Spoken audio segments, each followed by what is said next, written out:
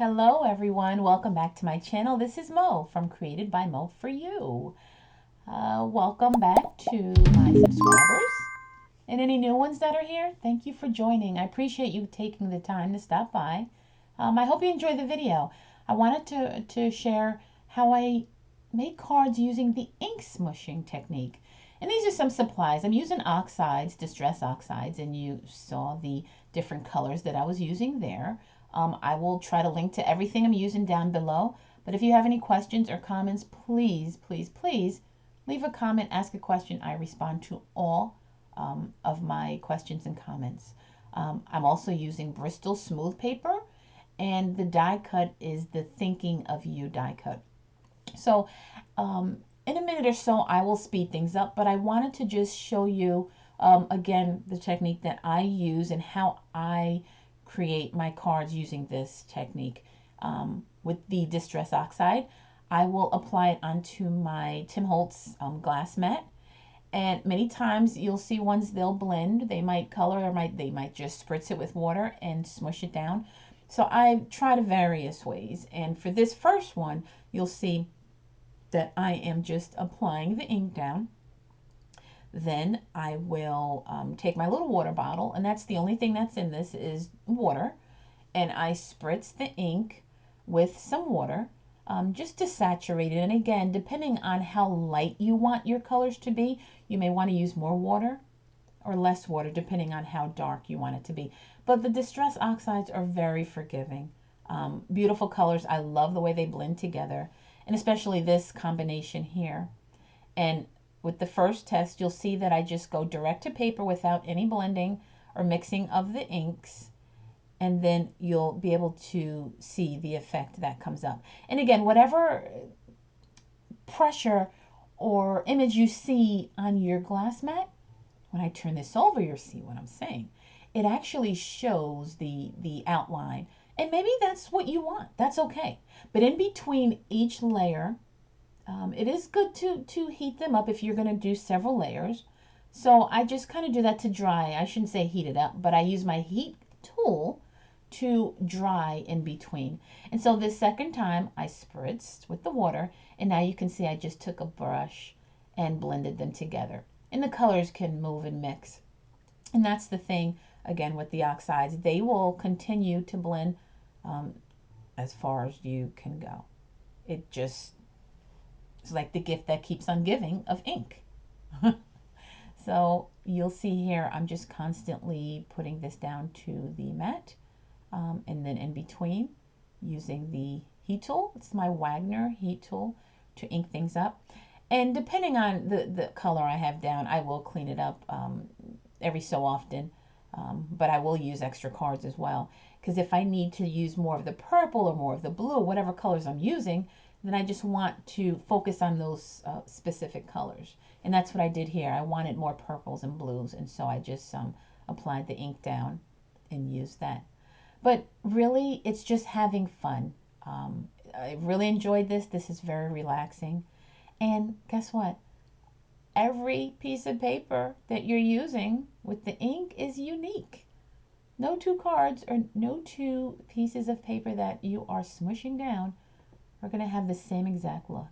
And that's a wonderful thing. I enjoyed that. So you can use the same effect and technique, but again, it's always going to look different.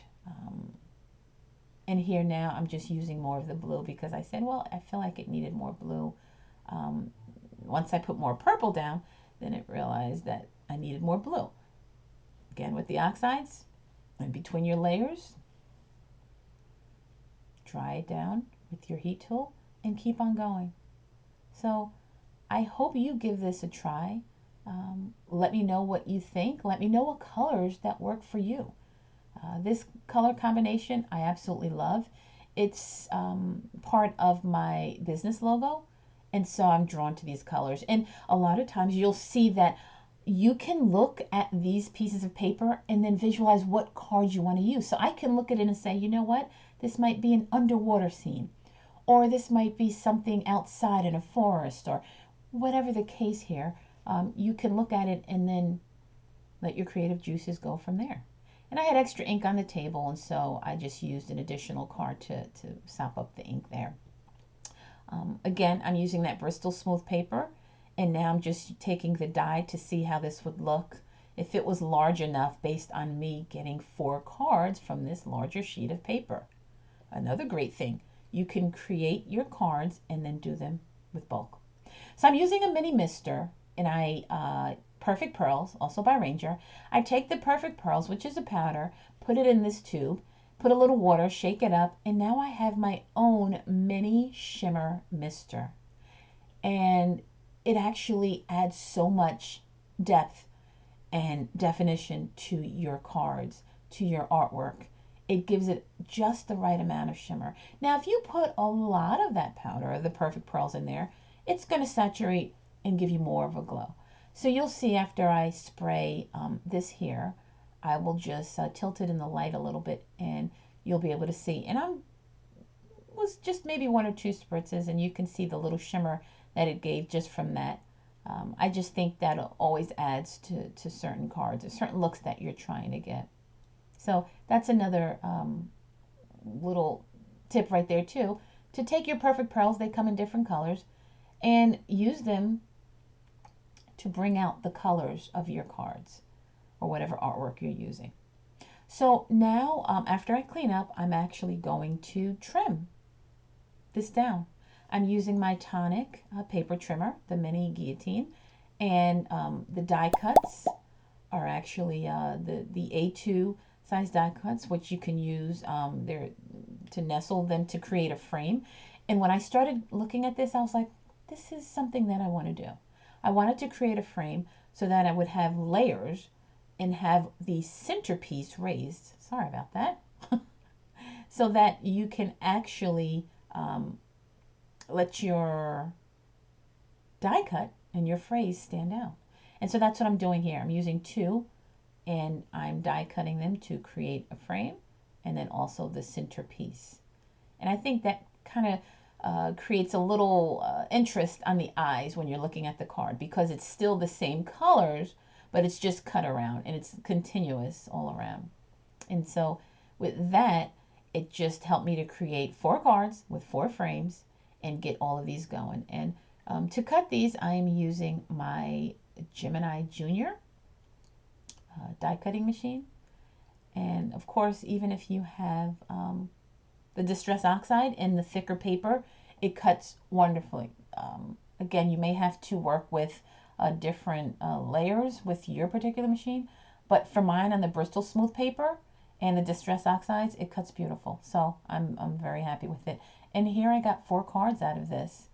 And with the die cuts, I used the white Neenah cardstock, and this is I believe this is the 65, because again, the Bristol paper is thicker, and I'm going to use foam tape to raise it. So the Thinking of You did not have to be as thick.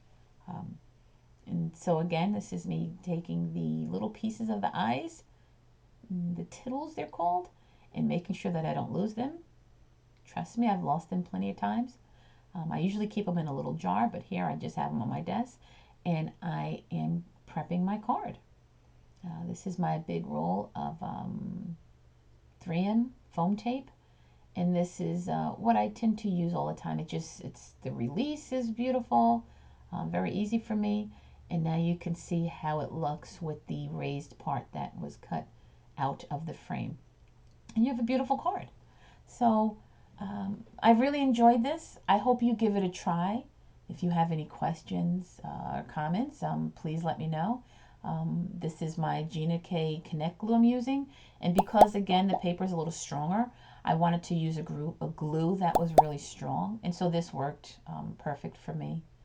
And you can add your little stones or bling, anything else, but very quickly you have cards made up in bulk, just from a technique that doesn't take long at all. So I hope you enjoyed this. Thank you so much for watching, staying with me. I appreciate it, and I hope you all have a wonderful day. Be safe. Bye.